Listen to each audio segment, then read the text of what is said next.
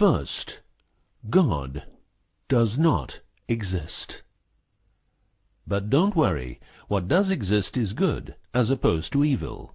So if you believe in God, you believe in good, and that's as it should be. You are just fine. If you believe in evil, then you probably need a whack on the back of the neck with a big fucking stick.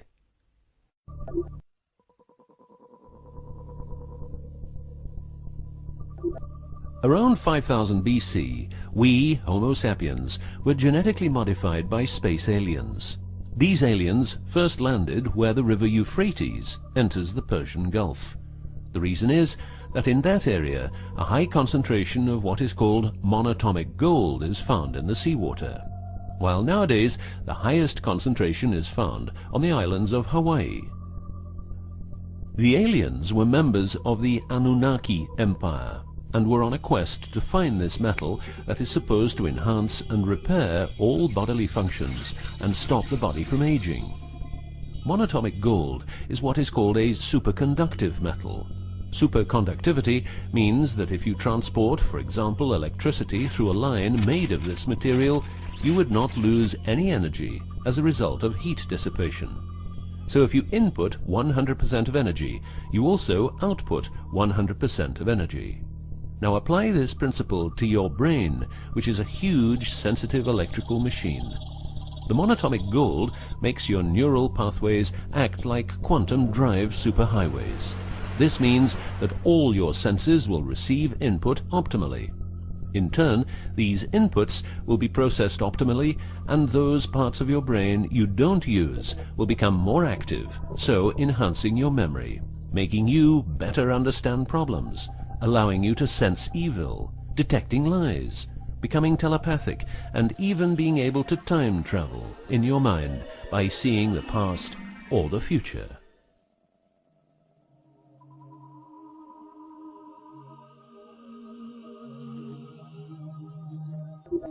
So the Anunnaki, which is the name of the empire which includes races like the Saurian, or as they are called the Reptoids, the Argarians, or Nordics, because of their human looks, and the Greys from Zeta Reticula, were looking for monatomic gold. This involved enormous effort because it had to be extracted from seawater, or by processing it in such a way that the gold, usually in pairs of 8 atoms per molecule, could be separated into individual particles. In this fashion, the monatomic elements were separated from the multi-atomic cousins. In a similar way, uranium-235 is produced. For the use as intelligent slaves, the Anunnaki took a man, let's call him Adamski, and took out a part of a rib. This is because the rib is a part of the human body that can be removed without causing too much damage, and because the rib contains bone marrow, it's a perfect source for DNA. The Anunnaki modified the DNA for a better manipulation of the humans and implanted it into a woman, let's call her Mulva. Mulva then had children with Adamski, and their children were, just like Mulva, genetically modified. These humans worked for the Anunnaki, but not a lot of humans knew about the Anunnaki, and then, for some reason, the Anunnaki disappeared. An interesting detail is that the symbol for human DNA resembles the word Yah, which is God, but surely this is a coincidence.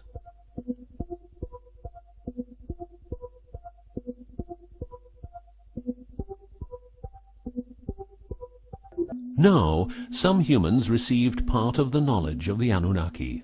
The last known humans were the Jewish people who carried the Ark on their journey from Egypt to the Promised Land. Before them, the Ark was in the lands of the Sumerians, Babylonians, and Tibetans. This Ark, not the Ark of Noah, was known to have powers beyond human imagination. It could levitate and deliver the fire of stars, a dangerous firework-like display of power that occurred when the monatomic elements became unstable. To make them stable again, you needed to know certain secrets, and with those secrets you could preserve the Ark and thus its powers. The humans who were close to the secrets of the Ark had long and prosperous lives. The best known was Methuselah, who lived to the age of 950. Wherever the Ark is, the culture thrives, and over the centuries it moved from Jerusalem to Rome to London, and is now supposed to be in the United States of America. The Ark always moves west, and will always keep moving west. From the very beginning, the people who own the Ark have never given it away, and great care is given to preserve the bloodline's purity of the holders of the Ark. Renowned conspiracy theorist David Icke studied the bloodline of George W. Bush. This he traced back all the way to the Sumerians, a people who lived in the southeastern part of what is now known as Iraq, where the river Euphrates meets the Persian Gulf.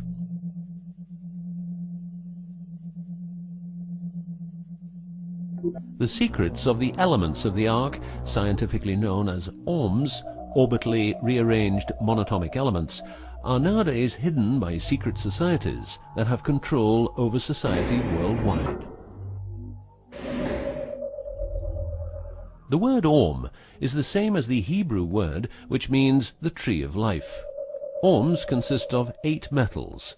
These 8 metals are ruthenium, rhodium, palladium, and silver, known as the light platinum group, and osmium, iridium, platinum, and gold, known as the heavy platinum group. Gestation of these metals in monatomic form prolongs life and enhances and repairs bodily functions. By following what is called a wide-spectrum diet, we can provide our bodies with monatomic superconductive elements. In other words, by eating a lot of grapes, carrots, all blue and dark red fruit and vegetables, and also much other fruit, vegetables, and fish.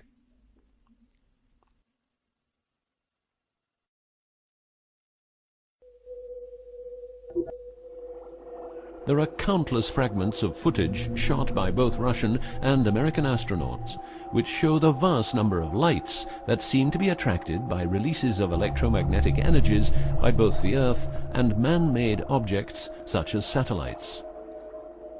In Building 8 of the Johnson Space Center in Texas, the USA, high-resolution pictures taken by satellites are photoshopped each day to remove proof of aliens. In the film The Secret NASA Transmissions, the footage, it becomes clear that astronauts have grown accustomed to these strange anomalies, and that even in 2000, an unprecedented cooperation between NASA, the Russian Space Agency, and a committee of UFO experts was formed to share knowledge on this subject. To better understand this whole story, a few revelations are in place. Everything vibrates because atoms vibrate, and that is because the subatomic particles are in harmonic resonance, a fancy word for vibration and keeping themselves in equilibrium. Gravity is vibration generated by the presence of mass, and it can be neutralized by altering the harmonic resonance of the gravitational field. In other words, if you generate vibrations, you can alter gravity, and with superconductive materials, the amount of energy needed for generating the vibrations is greatly reduced.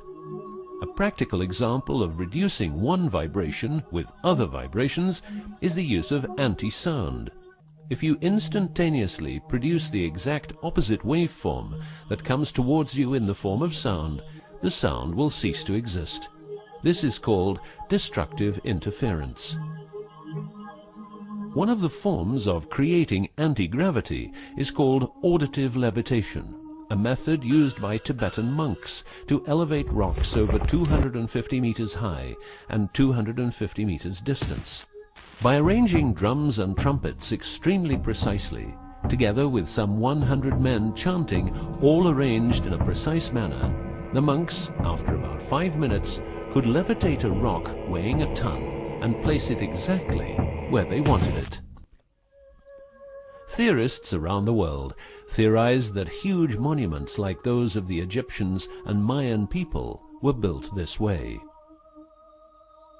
Other examples of anti-gravity we find in the vast amount of UFO sightings. These UFO sightings are actually experiments run by governments in their search for anti-gravity propulsion.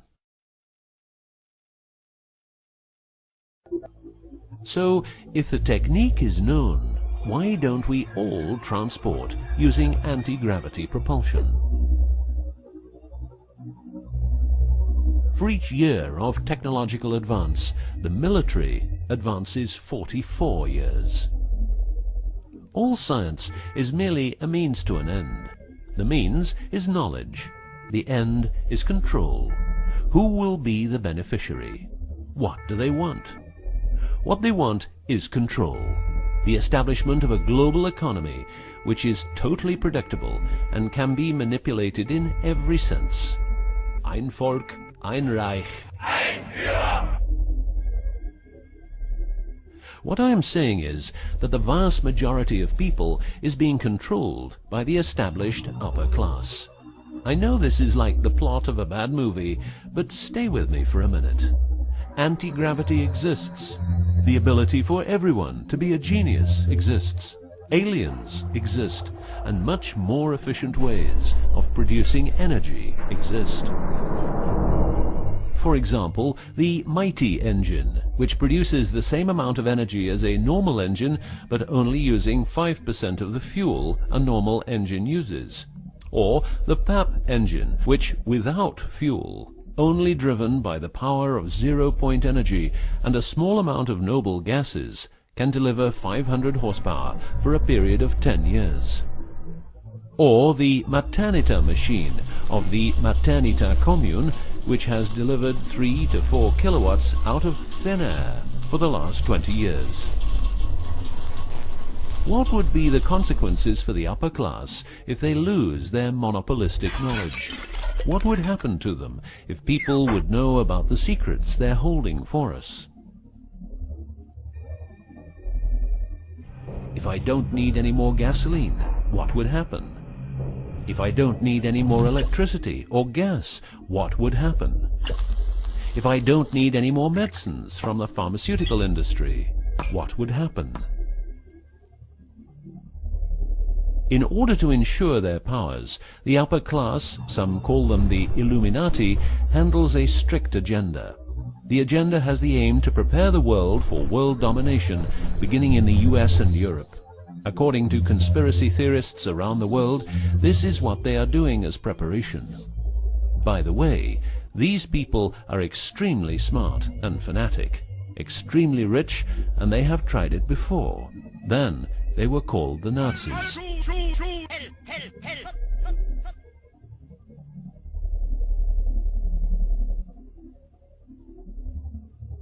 Although what you are going to see and hear sounds very peculiar, remember that a lot of people, for instance, ex-personnel of the US and UK armed forces, have been brutally murdered for making their information public.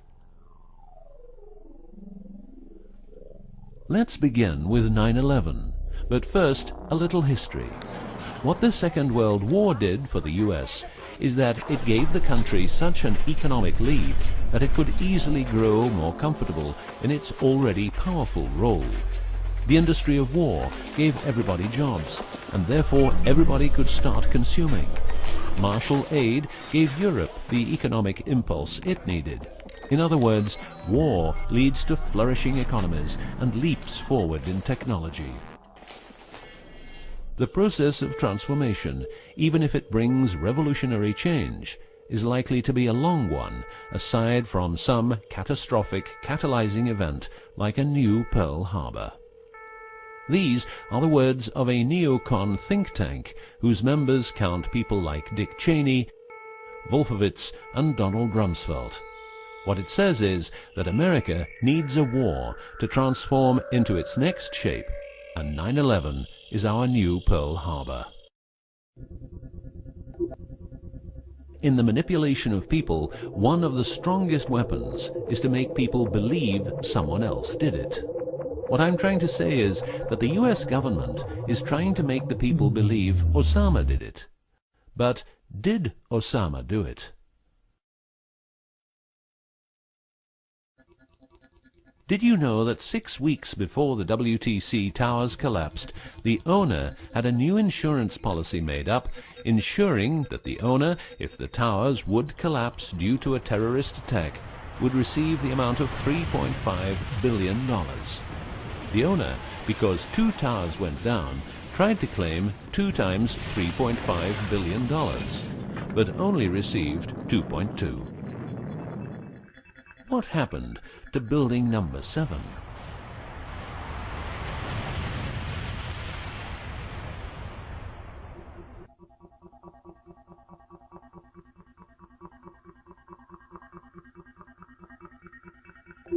In order to control people who can be a hazard to the bad guys have control of a number of tools. One of these tools is the remotely operated electromagnetic frequency weapon. These use microwave, ELF, extremely low frequencies, and acoustic frequencies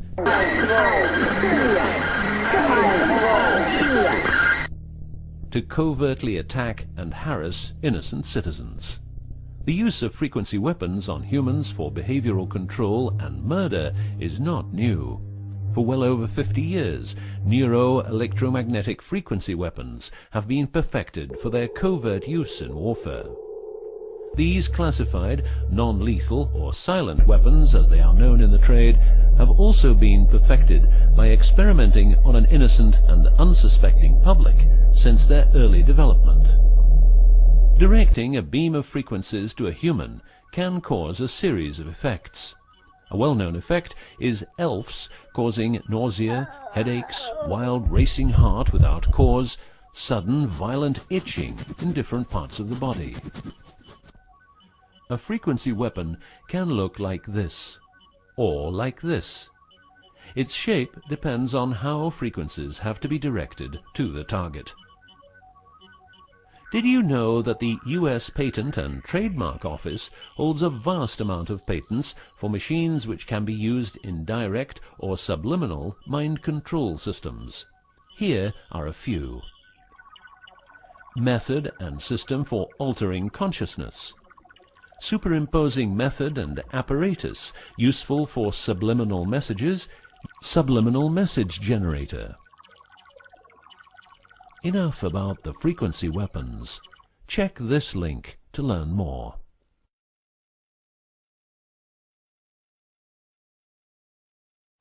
You will realize that to control people, you have to know what they are communicating.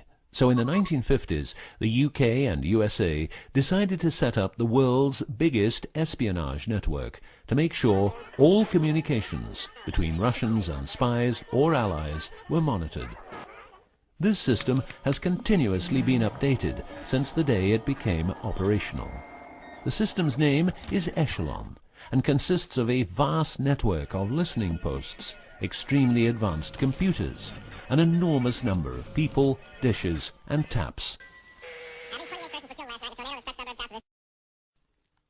Echelon's computers capture every communication via Internet, GSM, UMTS, landlines, TV and radio broadcasts, satellite communications, private, military, and diplomatic, and listens to every word. The computers work with a list of keywords, and when a message contains one or more keywords, the message is directed to a specialist who examines the message. If it is suspicious, further action may be taken. Echelon centers are around the world, but here are the best-known locations. Menwith Hill, North Yorkshire, England.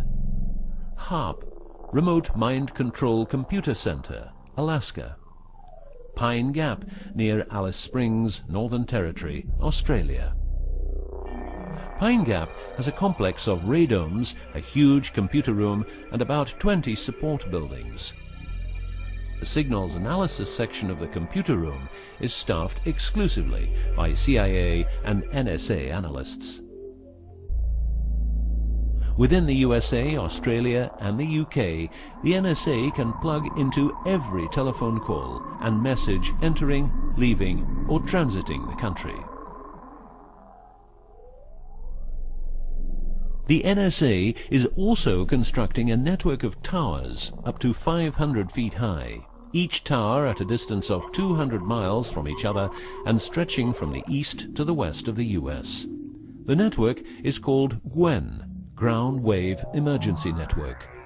This network transmits very low frequencies combined with ultra-high frequencies and is used in case the communication systems in the US are rendered useless because of a nuclear attack.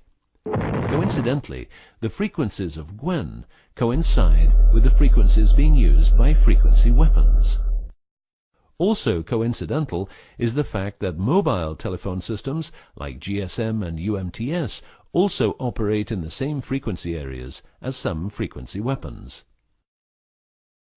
To further prepare for global domination, the secret US government, led by the corrupt holders of the Ark, also known as the Illuminati, or the New Global Union, or the New World Order, or just plain Nazis using the Eye of Lucifer as their symbol, has started building since the 1940s large underground bases with every commodity you can think of.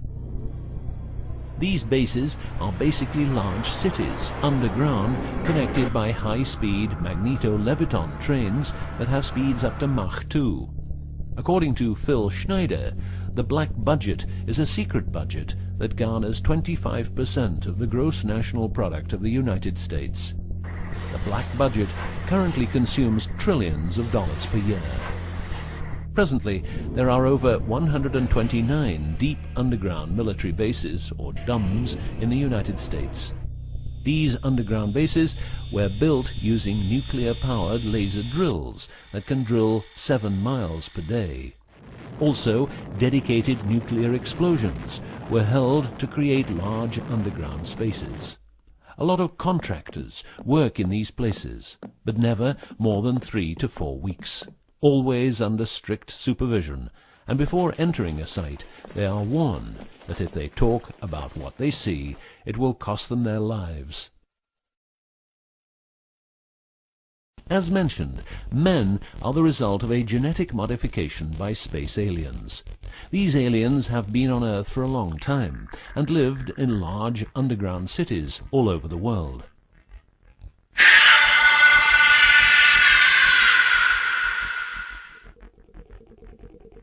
Collaboration with modern governments began as early as 1933 with the Bavarian Illuminati and Thule secret societies, and this collaboration was brought into America via the CIA, which was established with the help of American Nazi agents as well as European Nazis who were brought into America through Project Paperclip and other operations. It was agreed that the aliens and the upper-class secret government would help each other, as agreed in the 1954 Greada Treaty. By 1979, the aliens didn't respect the treaty at all, and it was in this year when, at Dulce Air Force Base, a huge underground base was being built, and during excavation, an underground alien city was discovered. There are several species of aliens working with the U.S. at the Underground 7 level facility at the Alien U.S. Government Biogenetic Research Base in Dulce, New Mexico. The reason they help the U.S. government is because the aliens need space here on Earth for conducting experiments on humans and storing humans in suspended states for reasons unknown. In exchange, the aliens give the U.S. government technology. Examples of these technologies are stealth aircraft, anti-gravity propulsion, genetic research, quantum technologies, computer technology, biological warfare, medicine, GSM, etc. The greatest weapon the devil has is the disbelief people have in him. The devil represents evil, and those who want to dominate are the evil ones because they keep their knowledge from saving lives and improving the world. Instead, the evil ones will make the people more docile and stupid, using more tricks in order to achieve their goal, which is world and universal domination. The story of the aliens seems so unreal that, like the devil, it is subject to ignorance and ridicule, and that is its greatest weapon. In the past and present, the evil ones have tried a number of methods and products to manipulate people. AIDS, invented by a laboratory in Chicago, Illinois in 1972. It was a biological weapon to be used against the people of the United States. Second, the US government has a Tesla device to generate earthquakes. NASA only landed on the moon once. Almost 90% of drugs trafficking is organized by the biggest secret services in the world, like CIA, NSA, MI5, MI6, and so on. Since the US is in Afghanistan, poppy production has reached an all-time high, and never has there been so much heroin on the market. People who don't need drugs needn't worry. Their needs are covered by the pharmaceutical industry. The global warming story is a hoax. The Earth is warming up, but not as a result of CO2 produced by man, but because the cycle of the Earth is just like it is. Remember that 10,000 years ago, the whole northern part of the world was covered in ice. It's what we call an ice age. The Ark, in its recent form, started its journey in the deserts of Egypt and was carried to the Holy Land by the Jewish people. In Jerusalem, the Ark started its journey around the world heading west. Everywhere the Ark has been, one or more obelisks are erected as a symbol of establishment. In the future, the Ark will travel to China, Russia, Iran, until it reaches Jerusalem again, which means the whole world will be under the influence of Lucifer's eye. That will be the moment the Anunnaki Empire will settle and rule Earth uncovertly. On many important sites in the world, buildings carrying symbols of Lucifer's return are common. The best-known example is the Pentagon, which suggests a pentagram referring to the Jewish symbolism and the symbolism of the Ark. Another example is the Israeli High Court. It's a building with dozens of satanic and secret symbols. Like the eye of Lucifer, an inverted cross you can walk on, its numerical anomalies. It was built in exactly 750 days, used exactly 250,000 stones, all hand-laid, and was funded by the Rothschilds, the founders of the central banks and the World Bank. These buildings celebrate the coming of and will serve as headquarters for the evil ones. From here, every communication will be monitored. The underground cities will then be used as detention camps, where the bodies of resistance people will be converted into soulless zombies. The army of the NWO and its intelligence agencies will be able to track and trace everybody on Earth and influence their opinions or simply dispose of them. Socially, everybody will be watched by their neighbors and friends and mobbed if they have different opinions. The rich, richer and smarter, the poor, poorer and dumber, will support the pyramid with Lucifer's eye on top, as it has always been. This will be the future, and the future is now.